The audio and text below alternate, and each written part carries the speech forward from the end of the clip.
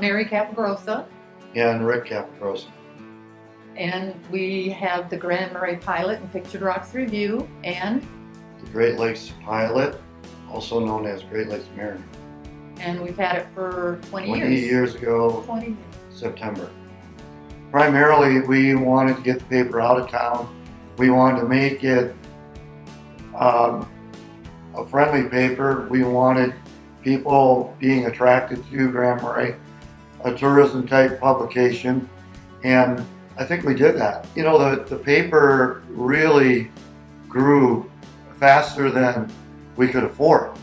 I mean, it was a free paper, and it actually did very, very well because I started getting the paper to the bridge, below the bridge, yeah, and I was leaving at all these motels, and motel owners were going, hey, we'd like to advertise in this. People are taking 3 or 4 editions home to bring to their friends. They were hungry below the bridge. They were hungry below the bridge to hear stories and news of the UP. We were literally printing 50,000 copies when it was free. The winter after 9/11, actually the winter of 9/11, I was telling Mary, we have to do something because our advertisers, you know, a lot of our advertisers we were carrying and they couldn't afford to pay. Some would be closed 3 days a week in the winter, you know, because the economic climate was pretty bad at the time. And then the winter after, I think, is when we decided to start charging $1 for it. We had no idea what it was going to be like because I was going into stores that I thought would automatically just carry the paper, and they were going, oh no, we don't want to carry it because people are going to think it's free and walk out with it. You know? As time went on, the stores took it, and we worked it into Myers and the Spartan stores and Kroger, but we got a barcode. That was the biggest opener for us. For us, because a lot of them did scan-based sales only, and so they said the only way we're going to carry papers is if you'll work on scan-based sales. We print the paper in Ann Arbor, and the first, up until about 3 years ago, I delivered all of them myself. I did all the Myers stores, all the Krogers, all the cities, and finally a guy called and said, hey, would you be interested in us distributing your paper for you? And they piggyback it with like the New York Times or USA Today. And I was delivering the paper to them, and they were going, well, you're printing in Ironwood, why don't you print in Ann Arbor? Because the New York Times for Michigan's printed in Ann Arbor. They're going, you're a real youper to drive to Ironwood to deliver the paper to us in Ann Arbor when you could just print it in Ann Arbor. I'm going, yes. I was actually shocked how I went from paste and cut to a telephone call from Ann Arbor saying, you know, if you're going to have your paper printed here, you're going to have to do it on the computer. I type everything. I do the subscriptions. Of course, I'm on the phone all the time. I'm the only one in the office. Here in town, it was August of last year, that Mark Ogilvy, who now was the sole owner of the Gazette, Grand Marais Gazette, had decided he needed to sell his paper, and he was going to adventure out to a different job. We had always wanted to do the Grand Marais Pilot, and but we had no idea how we could do that. There's a lot involved. We were already involved with the Great Lakes Pilot. We ended up meeting Carol Rose, and she was interested in doing reporting, which she is a natural.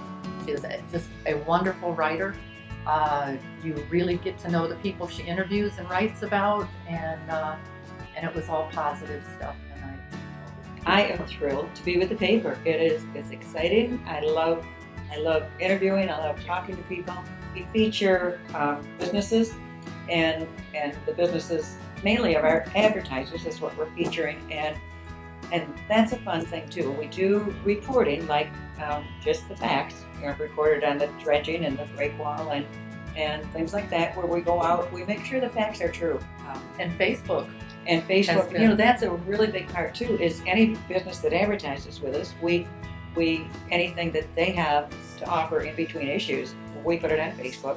we link to their Facebook or their website. So that's an advertising side of it, which I also do with Don Mark newspaper. And then we have this great group of, we call them the Friends of the Pilot, that are there to support. And, you know, you'll hear more about that in a little bit. Yeah, But they're one of the reasons. Yeah, if it weren't for Carol and the Pilot Friends, I don't know if we could do the thing, you know. And I believe it was Janie Dow, who really wanted to pull together some friends in the community who wanted to continue this paper.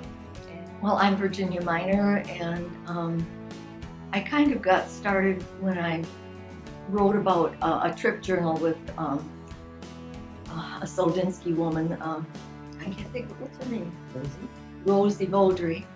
And we went to South Carolina, so I wrote about it for the paper, and then after that I wrote about picking up a little bear, and that's how I got started writing articles for the paper. And it's called? Mine is called now Minor Musings. It's a wonderful name. Yeah, it really. I kind of enjoy it because it gives me freedom to kind of write my thoughts. Dissy McCormick. I teach at the high school. And, I received an email from Janie Dow, I believe, and attended one of the meetings, and it was really already going fairly well at that point. John and Carol were out there banging on doors, getting advertisements, and they basically had sent the email out to Amy and myself to see how the school might want to be involved in it as well, including school articles and asking for student writings. And so it's a great opportunity for the children to actually be able to publish, which gives their work more value. Amy Ross, elementary teacher, and just what makes it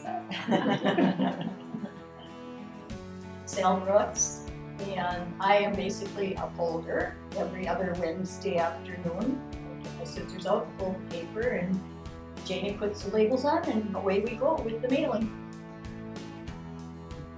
Tina Smith, and I'm a folder too. And without the folding, you know, it doesn't get out. So it's pretty important. We think we have. And she uses a wooden spoon, and I use scissors to hold. Janie Dow, and I put the labels on and pack the bags to go to Mary, to go to the post office. But Janie does a lot more than that. I mean, every other week she opens up her house to us, and we're all around her huge dining room table, And she has great snacks. and coffee. Yes. Yeah, I mean, she's a lot more than just a label stamper for sure. She's, as we've talked about before, she's really a fire starter. Yeah. I forgot, Tina and I do the recipes too. That's the J&T cooking. we get together every Monday at Janie's after the paper comes out, and we talk about it, and we open it up and we look at it, and what worked, what didn't work, what do we want in it next time. And I think we forget sometimes that people who are not in Grand Marais, but they're from Grand Marais, they really want to hear the news and see articles and pictures because they're homesick for home. I know my children love reading the paper. They like the gossip too. Yeah. You know, they really do. They're from here. They recognize the names. They There's want no gossip in Grand Marais.